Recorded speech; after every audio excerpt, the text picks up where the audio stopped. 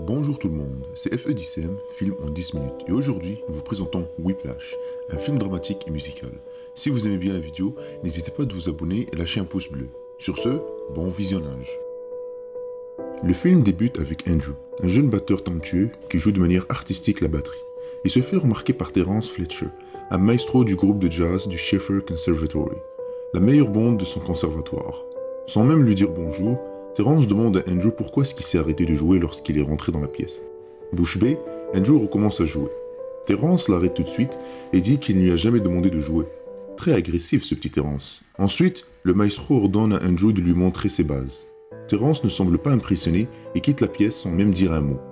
Plus tard dans la soirée, Andrew décide d'aller au cinéma accompagné de son père, Jim. Cependant, le jeune batteur ne semble pas être de bonne humeur et son père lui demande donc la raison de cela. Le jeune batteur lui raconte ce qui s'est passé avec Terence. Au lieu de le réconforter, il lui dit qu'il devrait peut-être faire autre chose que de la batterie. Mais Andrew refuse d'abandonner son rêve, devenir le meilleur batteur du monde. Un jour, alors qu'il venait tout juste de terminer sa séance musicale avec sa classe, il remarque en se dirigeant vers la sortie, la classe de Terence qui jouait une musique. Andrew est étonné par leur excellence et leur manière organisée de jouer une mélodie. Il comprend donc qu'il a encore beaucoup de travail devant lui s'il veut faire partie de leur bande. Comme à son habitude, il part s'entraîner à jouer de la batterie dans la même pièce que la journée d'avant. Un peu plus tard, il se met à écouter Birdland de Buddy Rich. Cette personne est l'un des meilleurs batteurs de son époque. C'est son idole, celui qui l'a poussé à jouer de la batterie. Il espère un jour devenir comme lui. La journée d'après, alors que la classe de Andrew se pratiquait, Terence rentre brusquement dans la pièce et ordonne à chacune des personnes d'exécuter un son. Il ne se retient pas de les humilier comme il le faut, en disant par exemple que la blonde était là juste en raison de sa beauté. Vient le tour d'Andrew, mais cette fois-ci, Terence ne dit absolument rien. Ensuite, après que tout le monde ait passé son tour, il appelle Andrew et lui dit de se présenter le lendemain à 6h du matin dans sa classe. Andrew retourne s'asseoir, le sourire aux lèvres. Pour fêter cela, il prend son courage de main et demande à la demoiselle, Nicole, celle qui travaille au cinéma, s'il veut sortir avec lui. Elle accepte et le jeune batteur repart pleinement comblé. Le lendemain matin, il se réveille en sursaut un peu après 6h et se dépêche de s'habiller pour aller rejoindre la classe de Terence. Il arrive en retard à sa destination et se rend compte que personne n'est encore présent dans la classe. En sortant de celle-ci, il remarque une notice indiquant que la classe commence à 9h et non 6h. Il décide d'attendre dans la classe jusqu'à ce que ses coéquipiers se montrent. Ces derniers arrivent un peu avant 9h. Ainsi, Andrew fait la rencontre du batteur principal de la bande, Carl Tanner. Ce dernier demande à Andrew de tourner les pages lorsqu'il jouera. À 9h pile, la porte s'ouvre et la classe se lève instinctivement, la tête baissée. C'est le professeur, Terence Fletcher. Il place ses affaires et présente Andrew à la classe en lui donnant le surnom de puceau. Ensuite, il ordonne à la classe de jouer le morceau intitulé Whiplash. Ainsi, la bande s'exécute et Andrew est tellement émerveillé par leur performance qu'il oublie de tourner les pages pour Carl. Ce dernier lui fait la remarque en lui hurlant dessus et Andrew s'empresse de tourner la page tout en s'excusant. À un moment, le professeur les arrête et les informe qu'il y a une taupe parmi eux, quelqu'un qui ne joue pas correctement. Après plusieurs tests, il finit par trouver cette soi-disant taupe. C'est Mitz, celui qui joue la trombone. D'abord, il lui dit que ce n'est pas grave et que ça arrive de commettre des erreurs pareilles. Par la suite, il lui dit de jouer avant de l'arrêter et lui demande s'il pense qu'il joue faux. Bouche bée, Mitz baisse la tête, mais le professeur l'informe qu'il n'y a pas de chocolat par terre et qu'il doit le regarder dans les yeux. Mitz relève la tête, les larmes aux yeux. Le professeur lui repose donc la même question. L'étudiant finit par admettre qu'il joue faux. Terence explose de rage et dit qu'il ne va pas perdre la compétition car Mitz a la tête ailleurs. Il l'exclut de la classe après l'avoir bien rabaissé. Après cet événement, il annonce à la classe que le soi-disant gros porc n'était pas la personne qui jouait mal. La taupe était Erickson, mais que selon lui, ne pas savoir toi-même si tu joues correctement ou non est aussi grave que de ne pas jouer de la bonne façon. Durant la pause, alors qu'Andrew préparait les partitions, Terence prend ce temps-là pour le questionner sur sa famille. Apparemment, les parents d'Andrew ne sont pas musiciens. Celui-ci n'a jamais rencontré sa mère, et son père, lui, est un écrivain qui travaille dans un lycée. Personne dans sa famille est un musicien, donc Terence lui conseille d'écouter les meilleurs batteurs du monde pour s'en inspirer, ce que le jeune batteur fait déjà. Paradoxalement, le maestro est agréable et surtout très réconfortant avec Andrew. Il le rassure du mieux qu'il peut et lui dit qu'il n'a pas été choisi pour être son étudiant par hasard. Andrew est content d'entendre cette nouvelle. Ainsi, il rentre en classe, confiant et surtout très détendu. Cette fois-ci, c'est lui qui joue de la batterie. Comme tout à l'heure, la bande doit jouer Whiplash. Au début, Terence était impressionné de la performance d'Andrew. Arrivé au milieu du morceau, le jeune batteur ne pouvait pas garder le rythme de la musique, ce qui a rendu le professeur fou. Ce dernier finit par lancer une chaise sur Andrew, mais heureusement, Andrew l'a esquivé. Il l'approche agressivement et lui hurle de suivre le rythme de la mélodie. Pour qu'il comprenne mieux, il lui demande de compter jusqu'à 4 en gardant le même rythme. Terence le gifle à chaque fois qu'il termine de compter, tout en lui demandant s'il part trop vite ou trop lentement. Andrew finit par dire qu'il part trop rapidement, et Terence répond que s'il essaie de saboter son groupe ou quoi que ce soit, il le fera regretter. Après cela, il prend la feuille d'Andrew et lui demande s'il peut lire le tempo de la composition ou non. Sous émotion, le jeune batteur sanglote et Terence continue de le réprimander et l'insulter afin de l'humilier devant ses camarades. Comme si ce n'était pas assez, le professeur se moque de sa famille en utilisant l'information concernant sa mère qu'il lui avait donnée lorsqu'il s'était parlé durant la pause. Plus tard, on retrouve Andrew démoralisé et déprimé. Un peu plus tard, Andrew part manger dans un fast-food avec sa copine, comme il l'avait prévu. Ils partagent des anecdotes et histoires de leur vie et le couple se rapproche de plus en plus. Le jour de la compétition est arrivé et la bande se prépare pour performer dans le stage. Terence rentre dans la salle préparatoire pour faire un message de dernière minute. Il donne des conseils et avertit les élèves que s'ils veulent se faire remarquer, c'est le moment. Il ajoute qu'il refuse que sa réputation d'enseignant soit affectée négativement par des incapables et des handicapés du tempo. Il leur donne un dernier avertissement. Il ne veut pas voir des partitions traîner n'importe où. Comme on s'attend de Terence, il finit son discours par menacer l'inconnu de lui exploser sa tronche s'il bouge pas de son champ de vision. Les étudiants se rendent sur la scène et jouent devant le public. Une fois qu'ils ont terminé, le batteur de l'orchestre donne sa partition à Andrew et lui demande de la garder avant d'aller aux toilettes. Andrew la pose sur une chaise et va s'acheter une Pepsi. Quand le batteur principal revient et demande sa partition, Andrew se tourne vers la chaise et à sa surprise, elle n'est plus là. Le batteur titulaire perd sa tête et commence à insulter Andrew de con. Andrew s'excuse profondément, Terence fait appel à eux et les deux lui font savoir qu'ils ont un souci. Andrew a perdu la partition qui lui a été confiée. Terence fait savoir à Carl que la partition est sa responsabilité. Il poursuit en lui ordonnant alors d'aller sur scène. Le batteur principal confie qu'il ne peut pas, car il ne connaît pas le morceau par cœur. Il dit même qu'il a un problème médical en rapport avec sa mémoire. Mais Terence s'en fout royalement. Andrew se propose pour combler le rôle, car il connaît chaque mesure du prochain morceau Whiplash par cœur. N'ayant pas trop le choix, Terence décide de lui donner une chance. Rendu à la scène, Andrew a les baguettes en main et se prépare à jouer le morceau avec le reste de l'équipe musicale. Au début, Terence le fixe au cas où Andrew fait une erreur, mais il semblerait qu'il se débrouille assez bien vu que Terence a bougé son attention ailleurs. La compétition prend fin et le conservatoire Schaeffer remporte le premier prix. Le lendemain, Andrew se dirige à la séance pratique. Quelqu'un fait savoir à Andrew qu'il ne veut pas qu'on touche à sa partition, et le batteur titulaire lui fait savoir la même chose quand Andrew s'assoit proche de lui. Au moment où Terence rentre, il mentionne que c'est les titulaires qui devraient jouer et non les remplaçants. Les étudiants semblent perplexes. Il parle évidemment à Carl. Ce dernier se lève et laisse la place à Andrew, qui est maintenant le batteur principal de la bande. Comme si c'était pas assez, Terence lui dit de ne pas oublier de tourner les pages pour Andrew. Durant cette soirée, de la famille rend visite. Une femme demande à Andrew comment va la batterie. Alors qu'il disait qu'il est rendu un membre principal, deux jeunes hommes rentrent dans la salle à dîner.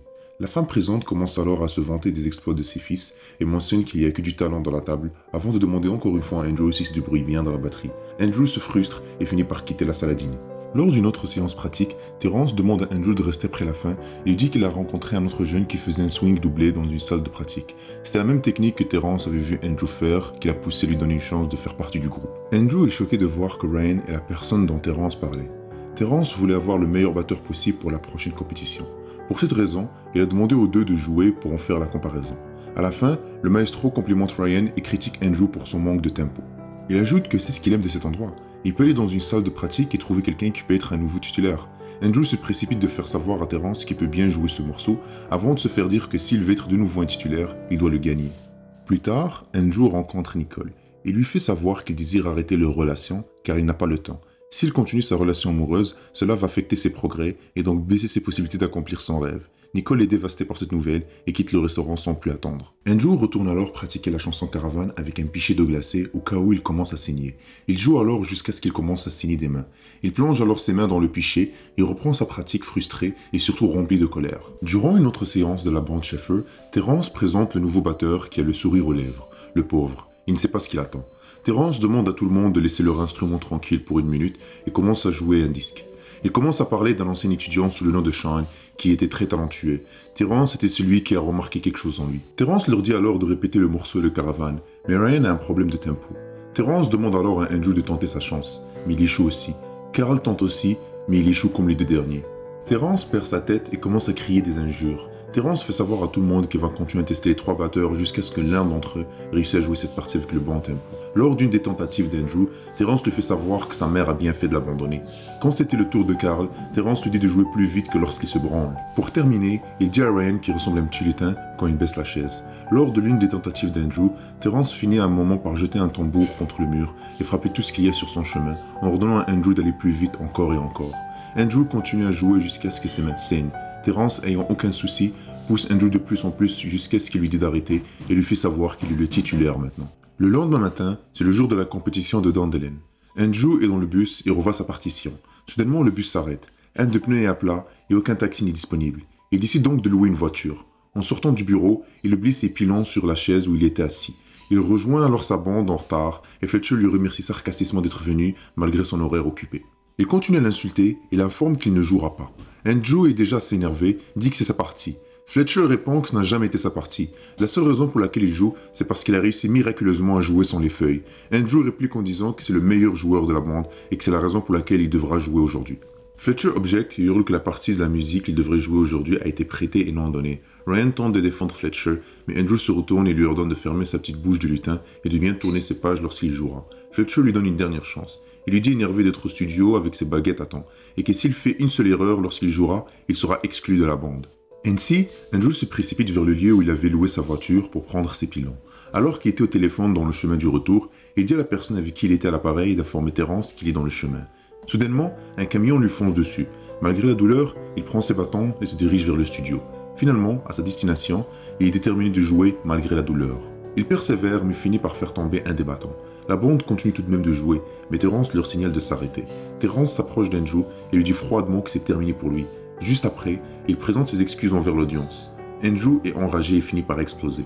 En effet, non seulement il donne un coup de pied au tambour, mais il attaque aussi Terence. Heureusement, la sécurité l'évacue de la pièce. Andrew est exclu de l'établissement. Son père, lui, trouve cela inacceptable et dépose une plainte contre l'établissement. L'avocat informe les deux que l'ancien étudiant de Fletcher, Sean, s'était récemment pendu dans son appartement. Terence avait donc menti en disant qu'il est mort dans un accident de voiture. La cause de la mort de Sean sont la dépression et anxiété causée par Terence. La famille de ce dernier veut donc avoir Andrew comme témoin des actions de Terence pour virer celui-ci et s'assurer qu'il ne travaille plus à Schaeffer Conservatory. L'avocat assure Andrew que le témoignage sera anonyme. Après quelques minutes d'hésitation, il finit par accepter. Les jours passent et Andrew est démoralisé. Il regarde des anciennes vidéos de lui qui jouait de la batterie et remet son rêve en question. Il prend un peu plus tard la décision d'arrêter la batterie, ainsi que son rêve, et jette à la poubelle tous les CD et partitions. Quelques mois plus tard, Andrew part dans un club de jazz et remarque que Terence est l'invité spécial et qu'il est en train de jouer du piano. Alors qu'Andrew s'apprêtait à quitter le club à la fin de la performance de Terence, celui-ci l'invite à venir boire avec lui. Il lui dit qu'il n'était pas sévère à Schaeffer Conservatory pour rien. Il le faisait pour pousser les élèves au-dessus de ce qu'ils sont capables pour atteindre l'excellence. Selon lui, il n'y a rien de plus nocif que dire que quelqu'un a fait un bon travail. Il pense que ces démos causent la médiocrité. D'ailleurs, il informe aussi qu'il s'occupe d'une équipe professionnelle pour l'événement GFC Fest. Il lui demande donc s'il s'était intéressé de venir jouer avec sa bande, car il voudrait un batteur qui est familier avec Whiplash et Caravan. Cependant, Andrew ne semble pas intéressé et lui conseille d'aller voir Ryan. Mais Fletcher réplique que ce dernier était seulement un outil pour que Andrew travaille plus fort. Il lui dit donc de prendre Tanner. Celui-ci a apparemment arrêté la batterie. Après plusieurs minutes de réflexion, il finit par accepter. Andrew se prépare beaucoup pour le festival et entre-temps il appelle son ex et s'excuse pour tout ce qui s'était passé. Il lui demande s'il serait intéressé de venir dans le festival. Malheureusement, elle refuse vu qu'elle est déjà dans une relation avec quelqu'un d'autre. Dans la salle préparatoire, Terence annonce à la bande que la performance de ce soir changera leur vie à jamais s'ils arrivent à impressionner les autres maestros. Par contre, s'ils font une seule erreur, c'est la fin pour eux. Sur scène, Andrew stresse énormément. Il ne peut pas s'empêcher de suer et son cœur bat à la chamade. Il regarde une fois la partition Whiplash pour être sûr que tout est bon. Cependant, il sent que quelque chose ne va pas. De son côté, Terence informe le public que sa bande est composée des meilleurs musiciens dans tout New York. Il ajoute qu'ils joueront la musique in swinging. Andrew le savait, il s'est fait piéger. Ensuite, Terence part voir Andrew et dit qu'il sait que c'est lui qui a témoigné contre lui, ce qui a fait en sorte qu'il ne travaille plus à Schaeffer Conservatory. La bande s'exécute et Andrew semble totalement perdu. Ses coéquipiers le regardent confus, mais Andrew ne sait pas quoi faire. À la fin, il quitte la scène subitement. Terence est intérieurement fier de s'être vengé. Le père de Andrew, lui, se précipite vers son fils pour le réconforter. Il lui offre de partir à la maison, mais Andrew refuse de partir à la maison. Humilié de cette manière, ainsi, il reprend sa place sur scène, joue même si Terence était en train de parler. Les autres musiciens s'y mettent et on assiste à un véritable chef-d'œuvre musical. Terence s'approche de lui et le menace, mais Andrew l'ignore complètement. Malgré cela, Terence est tout de même impressionné par la performance d'Andrew. Alors que tout le monde croyait que c'était la fin, le jeune Baptiste exécute un solo à couper le souffle. La sueur l'envahit et ses mains commencent à saigner, mais celui-ci continue malgré la souffrance. Son père est époustouflé par ce solo majestueux. Enfin, Terence finit par réaliser, Andrew est très talentueux. Il n'avait jamais vu ça dans toute sa vie, au point de littéralement baver. Au lieu de le nuire, il se met à l'aider en guidant son tempo. Un vrai travail d'équipe. Sa performance a fait en sorte de ramener la bande jusqu'à la finale. Terence a pu finalement trouver le génie qu'il cherchait tant, et cette personne n'est nulle d'autre qu'Andrew Neiman. Merci d'avoir regardé la vidéo jusqu'au bout, et si vous l'avez aimé, lâchez un pouce bleu et abonnez-vous. Sur ce, à la prochaine.